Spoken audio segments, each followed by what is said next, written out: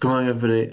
This is our second lesson on weights, and it's perhaps slightly harder than the last one, and it's leading towards the final one tomorrow, which will be solving some problems. So for the first group of questions, what we have to do is look at the picture, and there are three possible weights for each animal, creature, whatever. You have to choose which one you think is the most likely. Most likely means the closest. It doesn't mean exactly. So you don't need to go running around the house trying to find all those animals. You don't have to try and find a rat or a mouse or whatever, or a hamster. You just need to look at the picture and have a guess. So 10 grams, 200 grams, or 2 kilograms. So 10 grams is a little bit too light, 2 kilograms is a little bit too heavy. So 200 grams is correct for the first one.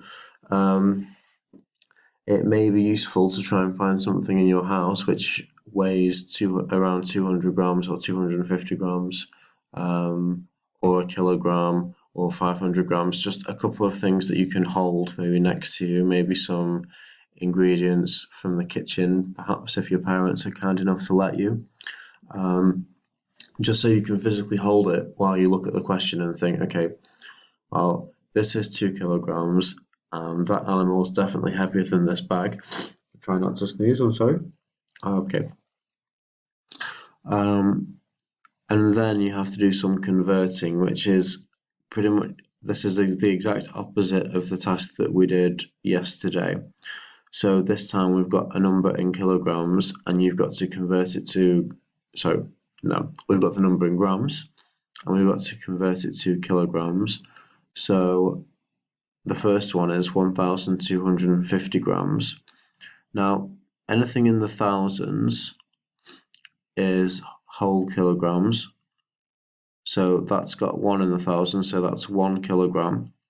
Anything in the hundreds, tens, and units is grams, which is a fraction of the kilogram. So 250 as a fraction of 1,000. Remember, 25 is 1/4 of 100. So 250 is a quarter of 1,000. So the 250 here makes 1/4. Can anyone think what 500 would be? So no thousands here, so it would just be 0 point, and then if it's 500 grams, that's 1/2, because 500 is 1/2 of 1,000. So again, here you've got the 500 in the grams to give you a half, but this time there's also 2 kilograms. So that would be 2 kilograms, 1/2, 1/2, 2 kilograms and a half. And again, okay, 700, again, that one's 500, so that's a half. If it says 750, we know that 250 is 1/4. 500 is 2/4 or 1/2. So how many quarters is 750? How many quarters does that make? I'm not going to say the answer to that one. I'd like you to have a go at it. But if you're not sure, be ready to ask about it when we have a group call. So like I said again, 250 you can see is 1/4. 500 is 2/4, which is the same as 1/2.